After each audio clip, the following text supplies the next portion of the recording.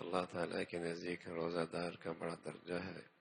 پیارے رسول صلی اللہ علیہ وسلم نے فرمایا، جس نے رمضان کے روزے صرف اللہ کے واسطے ثواب سمجھ کے رکھے تو اس کے سب اگلے پچھلے صغیرہ گناہ بخش دیے جائیں گے۔ اور پیارے رسول صلی اللہ علیہ وسلم نے فرمایا کہ روزے دار کے منہ کی بدبو اللہ کے نزدیک مشک کی خوشبو سے بھی زیادہ پیاری ہے۔ قیامت کے دن روزے کا بے حد ثواب ملے گا۔ روایت میں کہ روزہ داروں کے واسطے قیامت کے دن عرش کے تلے دسترخوان چنا جائے گا، وہ لوگ اس پر بیٹھ کر کھانا کھائیں گے اور سب لوگ ابھی حساب ہی میں پھنسے ہوں گے۔ اس پر وہ لوگ کہیں گے کہ یہ لوگ کیسے ہیں، کھانا کھا پی رہے ہیں اور ہم ابھی حساب ہی میں پھنسے ہوئی ہیں۔ جواب ملے گا، یہ لوگ روزہ کھایا کرتے تھے، یہ لوگ روزہ رکھا کرتے تھے اور تم لوگ روزہ نہ رکھتے تھے۔ یہ روزہ بھی دین اسلام کا بڑا رکن ہے۔ جو کوئی رمضان کا روزہ نہ رکھے گا بڑا گناہ ہوگا اور اس کا دین کمزور ہو جائے گا۔ رمضان شریف کے روزے ہر مسلمان پر جو مجنون اور نابالغ نہ ہو فرض ہیں، جب تک کہ کوئی عذر نہ ہو روزہ چھوڑنا درست نہیں۔ اگر کوئی روزہ کی نظر کر لے تو نظر کر لینے سے روزہ فرض ہو جاتا ہے۔ رمضان کے روزے ہر مسلمان پر فرض ہیں بشرطیہ کہ کوئی شرعی عذر نہ ہو۔ جب سے فجر کی نماز کا وقت آتا ہے اس وقت سے لے کر سورج ڈوبنے تک روزے کی نیت سے سب کھانا پینا چھوڑ دینا اور زوجیت کا وظیفہ ادا نہ کرنا یعنی صحبت نہ کرے، شرع میں اس کو روزہ کہتے ہیں۔ زبان سے نیت کرنا اور کچھ کہنا ضروری نہیں، بلکہ جب دل میں یہ دھیان ہے کہ آج میرا روزہ ہے اور دن بھر نہ کچھ کھایا نہ پیا نہ ہم بستری کی تو اس کا روزہ ہو گیا۔ اگر کوئی زبان سے بھی کہہ دے کہ یا اللہ میں کل تیرا روزہ رکھوں گا یا رکھوں گی، یا عربی میں یہ کہہ دے بصوم غد نویت تو کوئی حرج نہیں، کہہ سکتا ہے، لیکن اصل نیت دل کی نیت ہے۔ اور دل کی اگر نیت ہو گئی اور زبان سے یہ الفاظ نہ بھی کہے تو کوئی حرج نہیں، اور کہہ دیے تب بھی کوئی حرج نہیں۔ اگر کسی نے دن بھر نہ تو کچھ کھایا نہ پیا، صبح سے شام تک بھوکے پیاسے رہے، لیکن دل میں روزے کی نیت نہ تھی بلکہ بھوک ہی نہ لگی یا کسی اور وجہ سے کچھ کھانے پینے کی نوبت ہی نہ آئی تو اس کا روزہ نہیں ہوا۔ اگر دل میں روزے کا ارادہ کر لیتا تو روزہ ہو جاتا۔ شریعت میں روزے کا وقت صبح صادق سے شروع ہوتا ہے، اس لیے جب تک صبح نہ ہو کھانا پینا وغیرہ سب کچھ جائز ہے۔ بعض لوگ سحری کھا کر نیت کی دعا پڑھ کر لیٹ رہتے ہیں اور یہ سمجھتے ہیں کہ اب نیت کر لینے کے بعد کچھ کھانا پینا نہ چاہیے۔ یہ خیال غلط ہے۔ جب تک صبح نہ ہو برابر کھا پی سکتا ہے، چاہے نیت کر چکا ہو چاہے ابھی نہ کی ہو۔ جب تک صبح سحر یعنی صبح صادق شروع نہ ہو اس وقت تک آدمی کھا پی سکتا ہے، اور جب صبح صادق ہو جائے تو فجر کا وقت شروع ہو جاتا ہے۔ تو فجر کے وقت کھانا پینا صحیح نہیں، لیکن جب تک فجر کا وقت شروع نہیں ہوا اگرچہ 1 گھنٹہ پہلے اس نے سحری مکمل کر لی اور کر لی کہ میں روزہ ہے اور روزے کی نیت کر لی، لیکن پھر بھی صبح صادق ہونے سے پہلے اگر اسے کھانے کی ضرورت پڑ گئی پینے کی ضرورت پڑی تو کھا پی سکتا ہے۔ اس وقت تک کھانے پینے میں کوئی حرج نہیں۔ البتہ ایک بہت بڑی غلطی ہوتی ہے مردوں میں بھی عورتوں میں بھی کہ صبح ہو جاتی ہے اور مؤذن اذان شروع کر دیتا ہے، لیکن یہ خیال ہوتا ہے کہ اذان مکمل ہونے تک چائے پی جا سکتی ہے، پانی پیا جا سکتا ہے، حالانکہ یہ غلط ہے۔ اس لیے کہ جو اذان ہے اس اذان کا وقت صبح کا وقت داخل ہونے کے بعد کا ہے اور سحری کا وقت اس سے پہلے پورا ہو جاتا ہے۔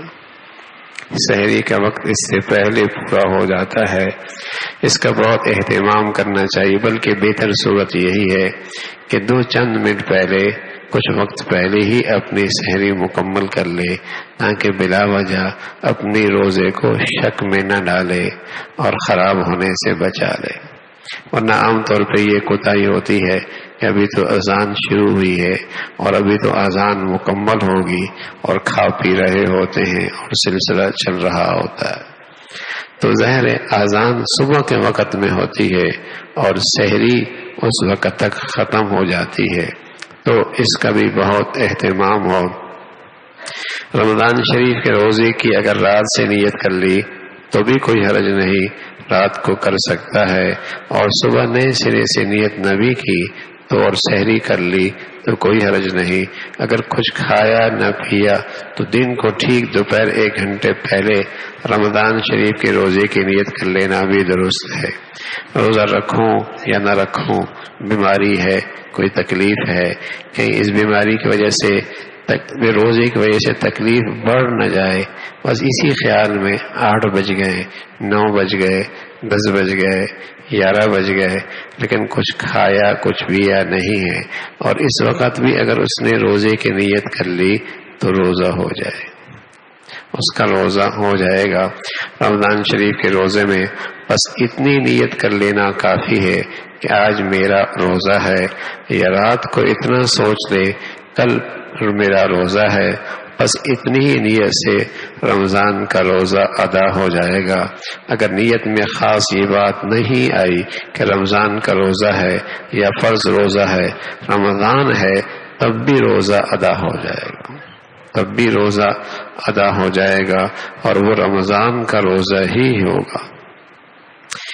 اسی طرح حدیث میں آتا ہے کہ اسی طرح شعبان کی 29 تاریخ کو اگر رمضان شریف کا چاند نکل آوے تو صبح کا روزہ رکھو، اگر نہ نکلے یا آسمان پر ابر ہو اور چاند نہ دکھائی دے تو صبح کو جب تک یہ شبہ رہے کہ رمضان شروع ہوا یا نہیں، روزہ نہ رکھے۔ حدیث شریف میں اس کی ممانعت آئی ہے، بلکہ شعبان کے 30 دن پورے کر کے رمضان کے روزے شروع کرو۔ ہاں اگر اس کا اعلان ہو جائے تو پھر رمضان کا روزہ شروع کر دو۔ البتہ رمضان کی ایک اہم عبادت ہے، وہ 20 رکعت تراویح ہے، اس کا اہتمام ہو۔ یہ 2 کر کے پڑھ سکتے ہیں اور 4 کر کے بھی پڑھ سکتے ہیں، البتہ 2 رکعت کر کے پڑھنا یہ اولا ہے، اور اس کو بلا وجہ چھوڑنا گناہ ہے۔ عام طور پہ لوگ سمجھتے ہیں کہ تراویح ہی تو ہے، کوئی فرض تھوڑی ہے، کوئی واجب تھوڑی ہے، نانا اس کی عادت بنا لینا اور بلا عذر اسے چھوڑ دینا یہ گناہ کی بات ہے۔ اور یہ بھی عجیب رواج نکل آیا ہے، کوئی 4 پڑھ کے جا رہا ہوتا ہے، کوئی 6 پڑھ کے جا رہا ہوتا ہے، کوئی 8 پڑھ کے جا رہا ہوتا ہے، کوئی 10 پڑھ کے جا رہا ہوتا ہے۔ حالانکہ بھائی ساری امت کا اس بات پر اتفاق ہے، بلکہ جنہوں نے قرآن حدیث سے مسائل نکالے 4 بڑے امام ہیں، امام مالک رحمۃ اللہ علیہ، امام ابو حنیفہ رحمۃ اللہ علیہ، امام احمد بن حنبل رحمۃ اللہ علیہ، امام شافعی رحمۃ اللہ علیہ، ان سب کا اس بات پر اتفاق ہے کہ رمضان کی یہ تراویحاں 20 رکعت ہی ہیں، یہ 20 رکعت ہی ہیں۔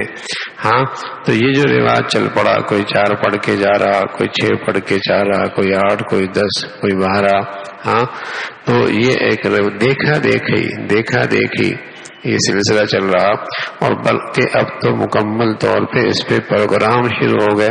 یہ تراویح سنت ہی تو ہے، سنت ہی تو ہے۔ ہاں اتنا لہجے کے اندر ایسی بے ادبی ہوتی ہے، یہ سنت ہی تو ہے۔ ارے سنت ہے، محمد رسول اللہ کا عمل ہے، اور رمضان کی ان مقدس گھڑیوں میں تراویحوں کے ذریعے قرآن سننا بہت بڑی سعادت ہے۔ پورا قرآن سننا بھی سنت ہے، اور 20 رکعت تراویحوں کا سلسلہ یہ مستقل سنت ہے۔ پورا سال قرآن سننے کی توفیق نہیں ہوتی، اللہ رمضان کی مبارک گھڑیاں دیتا ہے، اس کے اندر بھی یہ محروم ہو جائے بڑی بدنصیبی، اس کے اندر بھی محروم ہو جائے بڑی بد نصیبی ہے. اس لیے کہ رسول اللہ صلی اللہ علیہ وسلم نے اس بد نصیب کے لیے بد دعا فرمائی ہے، اس بد نصیب کے لیے بد دعا فرمائی ہے جو رمضان کی مقدس گھڑیاں پائے اور پھر بھی اس کی بخشش نہ ہو. جہاں اللہ رب العزت کے ہاں قدم قدم پہ بخشش کے اور نوازنے کے اور رحمتوں کے بہانے ہیں اور یہ شخص پھر بھی محروم رہا، بد دعا ہے، بڑا ہی نالائق ہے یہ. تو میرے عزیزو، یہ گھڑیاں تو بہت مبارک ہیں، بڑی سعادت کی بات ہے کہ اللہ رب العزت ہمیں صحت کے ساتھ، عافیت کے ساتھ، ایمان کے ساتھ یہ مبارک گھڑیاں عطا فرما رہے. تو بہت خوشی کے ساتھ اور بہت ہی ذوق شوق کے ساتھ قرآن سنا جائے، تراویحوں کا اہتمام ہو، مرد بھی کرے، عورتیں بھی کریں، بچے بھی کریں. اپنے نوجوانوں کو، اپنی جوان بچیوں کو، ان کو بھی اس کا اہتمام کروائیں کہ رمضان کے مبارک گھڑیاں ہیں، یہ عبادت کا مہینہ ہے، یہ اللہ سے تعلق بنانے کا مہینہ ہے اور اپنی آخرت دنیا سنوارنے کا مہینہ ہے. اس انداز سے اس کا اہتمام ہو. اللہ ہم سب کو بھائی اس کی توفیق نصیب فرمائے.